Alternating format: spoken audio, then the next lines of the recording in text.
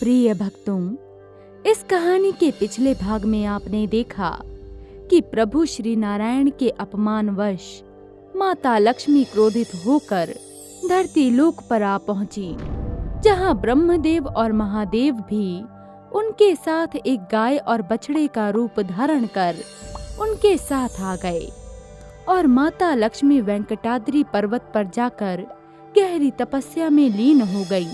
आगे इस कथा में क्या होता है, किस प्रकार श्री हरि नारायण और देवी लक्ष्मी का पुनः मिलन होता है, आइए जानते हैं। तब वो चरवाहा एक दिवस गाय का पीछा करता है तो देखता है कि गाय अपना सारा दुग्ध चींटियों की एक बांबी में जाकर बहा रही है। अच्छा, तो ये गाय हर रोज यहाँ आकर सारा दूध इन चींटियों की बांबी में बहा रही है। इसके कारण ही राजा ने मुझे चोर कहा। आज मैं इस गाय को ही जीवित नहीं छोड़ूंगा।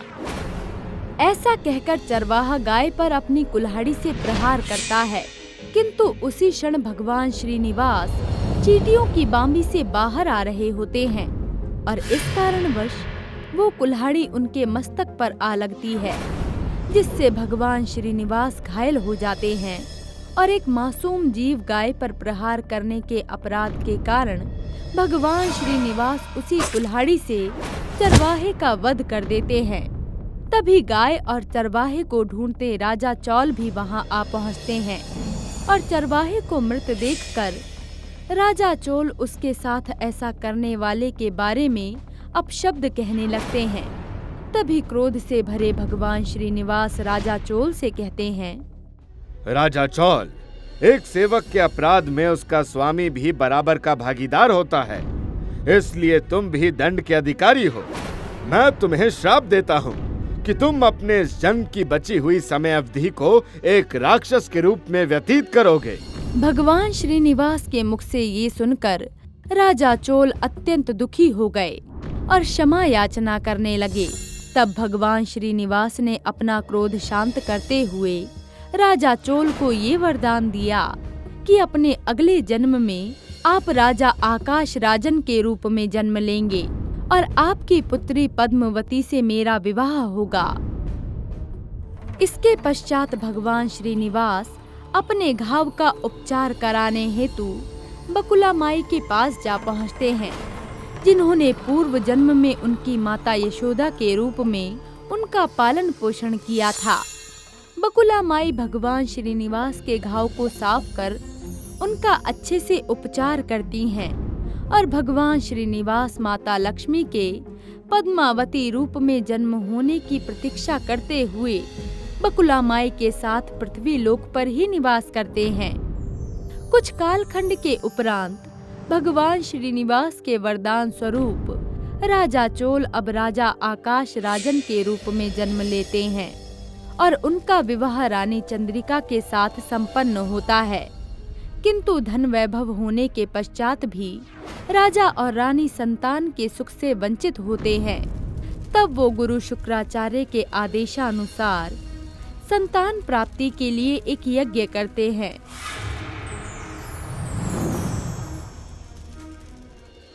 राजा आकाश राजन, रानी चंद्रिका, संतान प्राप्ति के लिए आपका यह यज्ञ सफल हुआ। राजा आकाश राजन, जब आप पहली बार इस धरती पर अन्न उगाने का सौभाग्य प्राप्त करेंगे, उसी के पश्चात आपको संतान की प्राप्ति होगी। आपका कल्याण हो। राजा आकाश राजन और रानी चंद्रिका यज्ञ देवता से आशीर्वाद प्राप्त कर अत्यंत प्रसन्न होते हैं और उन्हें नमन करते हैं। इसके पश्चात यज्ञ देवता के कथन अनुसार राजा आकाश राजन ने भूमि पर अन्न उगाना आरंभ किया और उसके कुछ समय पश्चात ही माँ धरती ने उन्हें कमल पर विराजती एक पुत्री प्रदान की, जिसके मुख पर अत्यंत तेज था। राजा आकाश राजन और रानी चंद्रिका ने आशीर्वाद स्वरूप प्राप्त हुई उस पुत्री का नाम पद्मावती रखा। कुछ वर्षों पश्चात पद्मावती विवाह योग्य हुई और एक दिवस जब वो अपनी सखियों के साथ बगीचे में विहार कर रही थीं कि अचानक एक हाथी ने बगीचे में आकर विध्वंस करना आरंभ कर दिया। राजकुमारी पद्मावती के साथ आई सभी सखियां एवं सैनिक उस हाथी को देखकर इधर उधर भागने लगे, किंतु उसी क्षण भगवान श्रीनिवास ने आकर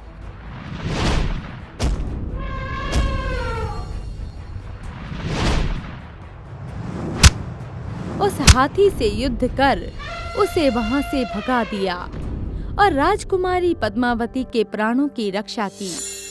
ऐसे वीर को देखकर राजकुमारी पद्मावती उस पर मोहित हो गई और वो भगवान श्रीनिवास से प्रेम करने लगी। भगवान श्रीनिवास तो पूर्व से ही माता लक्ष्मी के पद्मावती के रूप में जन्म लेने की प्रतीक्षा कर रहे थे। उन्होंने शीघ्र ही बकुला माई के पास पहुंचकर उन्हें सारा वृत्तांत कह सुनाया। बकुला माई, मेरा हृदय राजा आकाश राजन की पुत्री राजकुमारी पद्मावती पर मोहित हो गया है और मैं उनसे विवाह करना चाहता हूँ। अब आप ही कृपया कर मेरी सहायता करें। तुम चिंतित ना हो पुत्र, मैं अवश्य जाकर राजकुमारी पद्मावती के लिए तुम्हारा विवाह प्रस्ताव रखूंगी। इसके पश्चात बकुला माई ने राजा आकाश राजन के समक्ष उनकी पुत्री के लिए विवाह का प्रस्ताव रखा और राजा आकाश राजन भी अपनी पुत्री पद्मावती का विवाह भगवान श्रीनिवास से करने के लिए तैयार हो गए। परंतु उनकी निर्धनता के कारण राजा थोड़े संकुचित थे, क्योंकि माँ लक्ष्मी के अलग होने के कारण भगवान श्रीनिवास के पास धन का अभाव था। तब भगवान श्रीनिवास कुबेर देव से ऋण लेने का निश्चय करते हैं और कुबेर देव ऋण स्वरूप भगवान श्रीनिवास को अथाह धन प्रदान करते हैं। कुबेर देव, आपसे लिए गए इस ऋण का मूल्य मेरे भक्त आपको चुकाएंगे। पृथ्वी लोक पर मुझे तिरुपति बालाजी वेंकटेश्वर के रूप में धन और वैभव की प्राप्ति के लिए मनुष्य द्वारा पूजा जाएगा।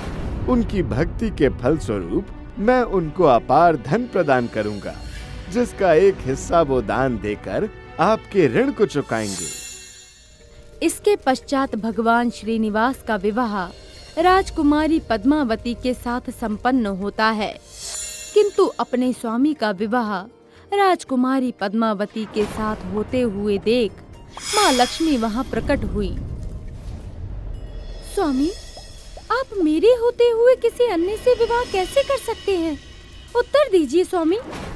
देवी लक्ष्मी और उन्हीं के स्वरूप राजकुमारी पद्मावती दोनों को अपने समक्ष पाकर भगवान श्रीनिवास ने स्वयं को एक मूर्ति के रूप में परिवर्तित कर लिया और अपने स्वामी को इस रूप में देखकर माता लक्ष्मी और देवी पद्मावती भी मूर्ति के रूप में परिवर्तित हो गई और उनके साथ ही वहां स्थापित हो गईं।